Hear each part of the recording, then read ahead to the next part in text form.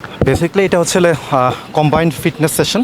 এখানে ব্যাটসম্যানদের স্পেশালি আমি যদি হিসাব করি তাহলে ওদেরকে অ্যানারোবিক ফিটনেসের প্রতি আমরা জোর দিচ্ছি, যাতে কম সময়ে কত দ্রুত তাড়াতাড়ি তারা তার ম্যাক্সিমাম ডিস্টেন্স কাভার করতে পারে।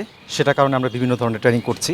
স্পেশালি ওদেরকে এখন বর্তমানে আমরা অ্যানারোবিক ফিটনেসের প্রতি জোর আরোপ করতে, যাতে দ্রুত আপনার রানিং করে সেটা যেন কাভার করতে পারে।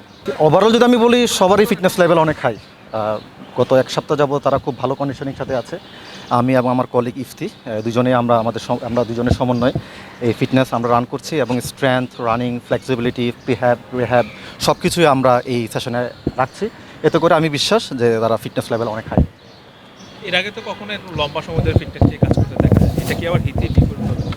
না, লম্বা সময় না, এটা হচ্ছে স্পেসিফিক। আসলে আমাদের শিডিউলটা এত টাইট থাকে যে আসলে এখানে উইন্ডোটা বের করা অনেক ডিফিকাল্ট। তো আমরা একটা কোচদের রিকমেন্ডেশনের মাধ্যমে আমরা একটা উইন্ডো বের করেছি, যাতে করে একটা সপ্তাহ যেন আমরা স্পেসিফিক বা ডেডিকেটেডভাবে আমরা ফিটনেসের জন্য কাজ করতে পারি। সো এইভাবে যদি তারা যদি কাজ করতে পারে, তাদের ফিটনেস লেভেলটা অনেক হাই থাকবে। অনেক সময় এই ফিটনেসের যে কাজটা, যে এখন যে ওয়েদারটা আছে, ট্রেন্ড হওয়ার কতটা পসিবিলিটি থাকতে পারে, সিরিজের আগে ট্রেন্ড হয়ে যাওয়ার কতটা পসিবিলিটি থাকতে পারে, ওভার এক্সারসাইজ, যেটা আপনি বলছেন রেট পার এক্সারশন, সেটা আমরা কিন্তু ক্যালকুলেশন করছি।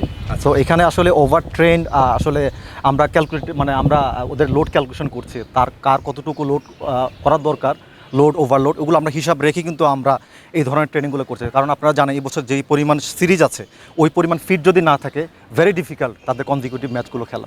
না, ওয়েদারের সাথে না, আপনি দেখেন এটা ডিপেন্ডস অন ইন্টেন্সিটি।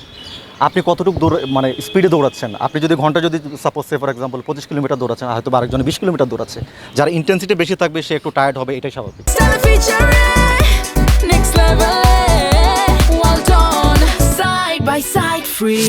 না, এখন পর্যন্ত ওরকম সিভিয়ার কোনো ইনজুরি আমাদের কাছে নেই। যারা করছে জাস্ট ওরা যে প্রিহ্যাবের কাজগুলো করছে, তানজিন সাকিব এবং শান্ত, এরা দুজনে আমাদের প্রোটোকলে আছে। ওদেরকে আমরা এখন প্রিহ্যাবের কাজ করছি, সময় আসলে তারা আলটিমেটলি খেলতে পারবে। না, ট্রেনিং করার সময় যখন আপনার 3-4টা লেপস হবে, তখন একটু ফ্যাটিকনেস আসবে, এটাই স্বাভাবিক। না, আমরা যেটা নিচ্ছি হচ্ছে 1600 metre time trial test, beep test, yo test, কিংবা হচ্ছে 1600 মিটার টাইম ট্রায়াল টেস্ট।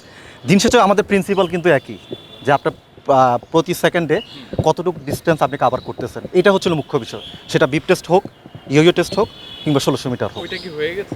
না, এটা একটা সময় আমরা করতাম, এখন আমরা এটা করছি, তাই বলে ওইটা যে ভ্যালিড থাকছে না তা না। যেটা বললেন ওইটা কি হয়ে গেছে? 1600 মিটার, হ্যাঁ, এটা এর আগের ক্যাম্পে হয়ে গিয়েছে।